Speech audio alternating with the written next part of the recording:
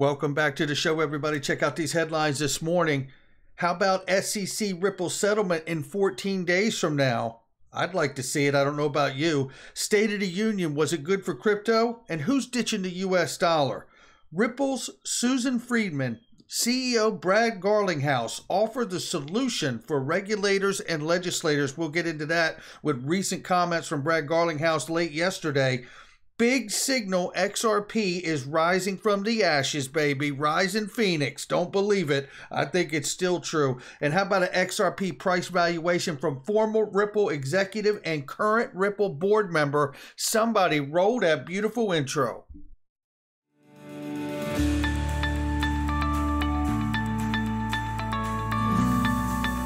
Digital Perspectives with Brad Kimes. Come on in.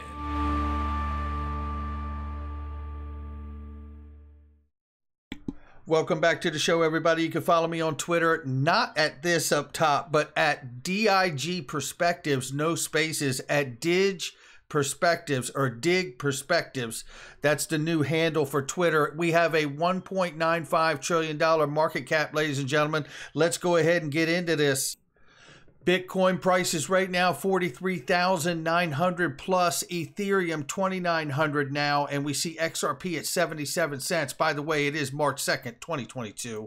Let's take a look at the range of price really quick. 76 cents on the bottom, 80 cents on the top. Let's get into it. Lots of news, ladies and gentlemen, here.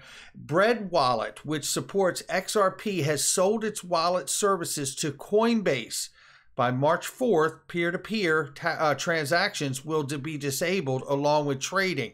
If we just take a look at this really quickly, I want to give you this part of it. As part of the migration process, the BRD Bread Wallet app will undergo reductions in functionality over time as the team focuses on strengthening Coinbase wallet product. However, the open source wallet will remain forever as a community-supported project on GitHub. For those that don't know, Adam Trademan, CEO of Bread Wallet, also CEO of SBI Ripple in Asia until lately, and CEO of SBI Mining Chip Company.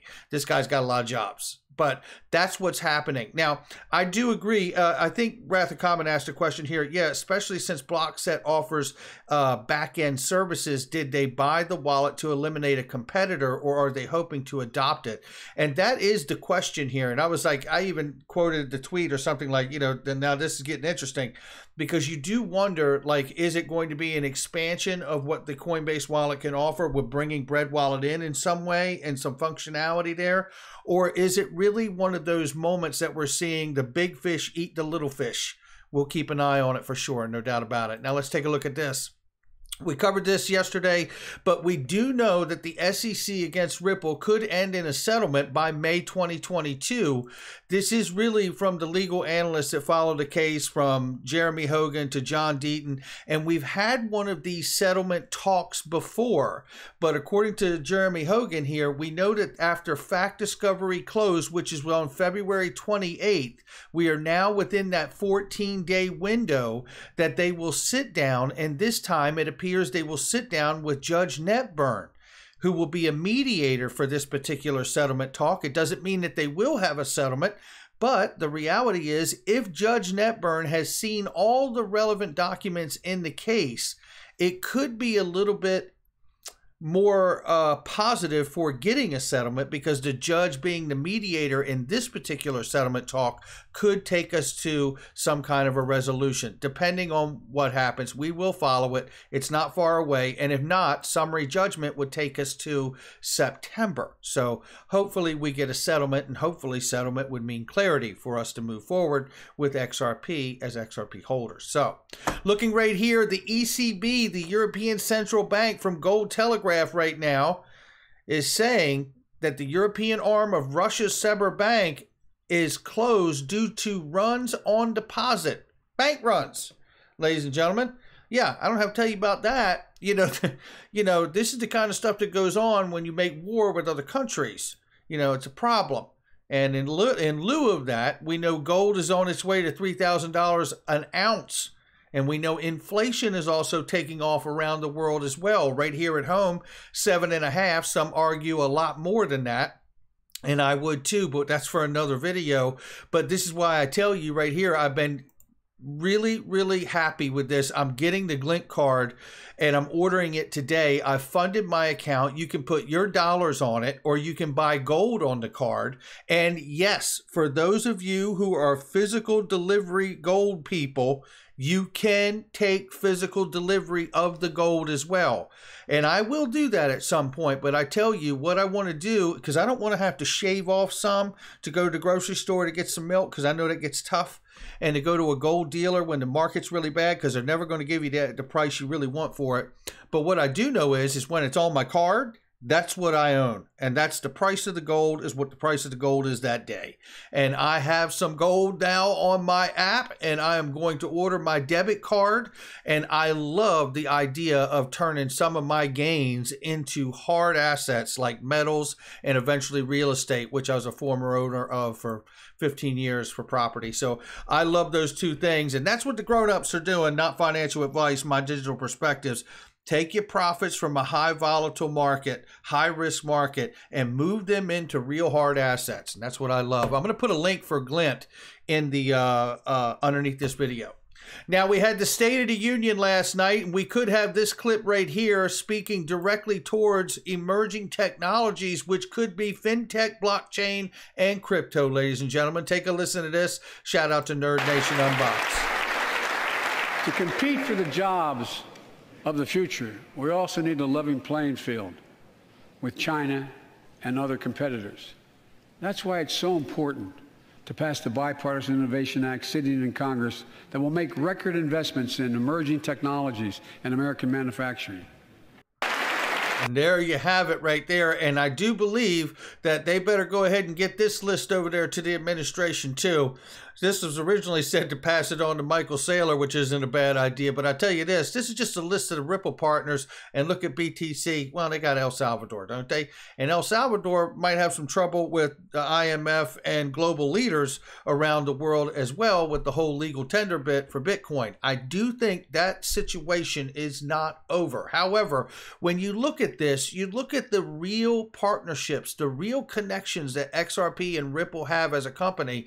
I am pretty impressed and blown away by that. Now, let's take a look at this, because we got to look at the idea of what's happening in this war conflict between Russia and Ukraine. We know there is no question they have a new financial system that's built for BRICS, which is the BRICS coalition, Brazil, Russia, India, China, right? We know that they have a new financial system between Russia and China, which I believe is probably tied to BRICS. We know Russia has an internal system, SPFS, I believe it is.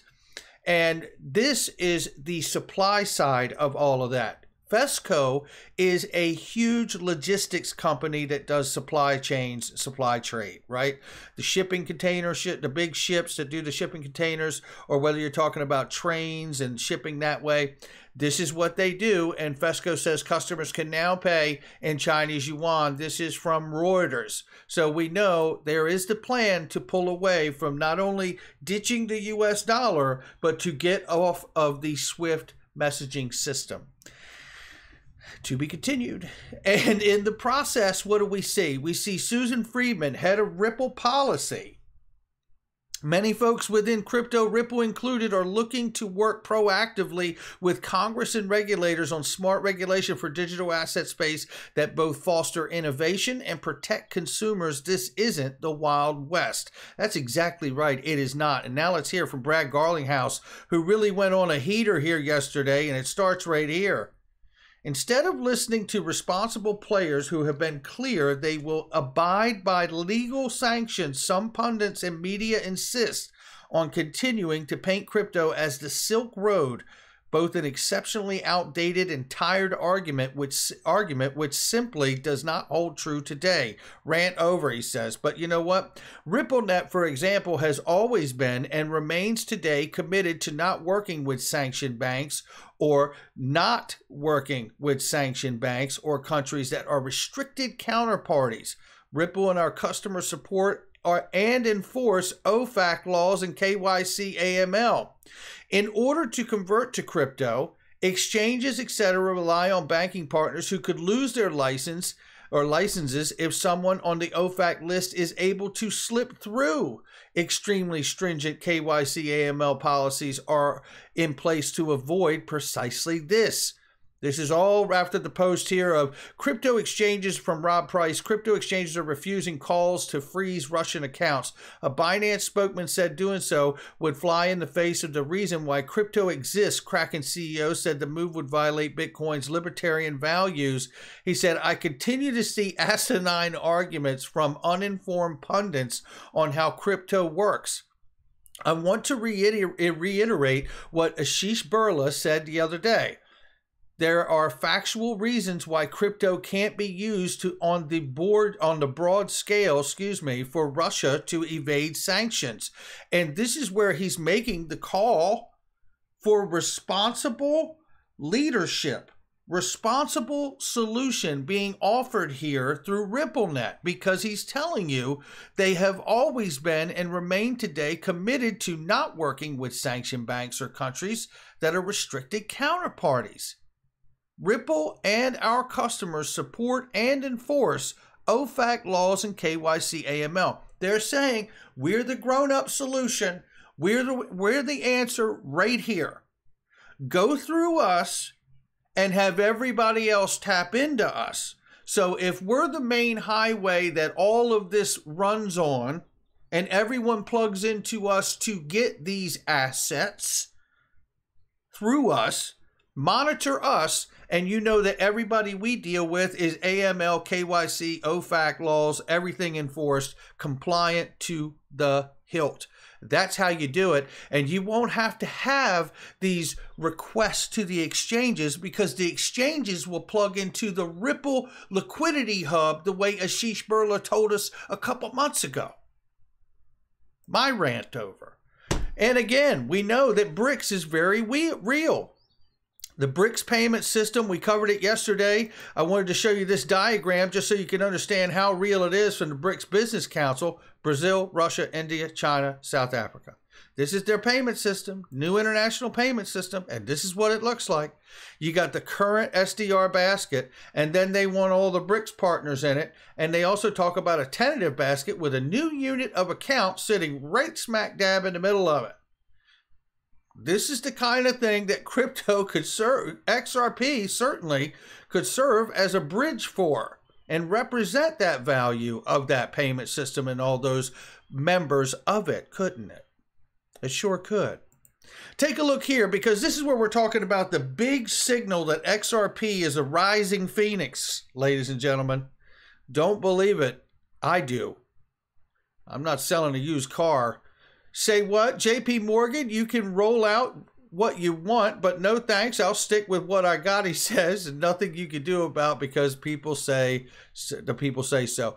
JP Morgan is rolling out the first U.S. bank-backed cryptocurrency. Engineers at the lender have created JPM Coin. Hold on to your seat, ladies and gentlemen, because I'm about to bring this home for you. The digital token used to instantly settle transaction in its wholesale payments business. It's right here. Engineers at the lender have created JPM Coin, a digital token that will be used to instantly settle transactions between clients of its wholesale payments business. Tiny fraction of payments will initially be transmitted using the cryptocurrency, but the trial represents the first real-world use case of digital coin by a major U.S. bank. There you have it. Now, this is what the perception around the world really is right now. Tushar Jain, sorry, but banks were obviously never going to use XRP for settlements and enrich Ripple, who owns more than half of all XRP. They would rather enrich themselves instead. Kudos to JPM for being first. They're going to wipe the floor with Ripple. Oh, Tushar. That is not going to age well. And the way a tiger bats a kitten, politely, David Schwartz says, because JPM's competitors would rather enrich JPM than Ripple? Oh, sometimes a dose of just a little bit of common sense just hits like a hammer, right? That's the truth, right?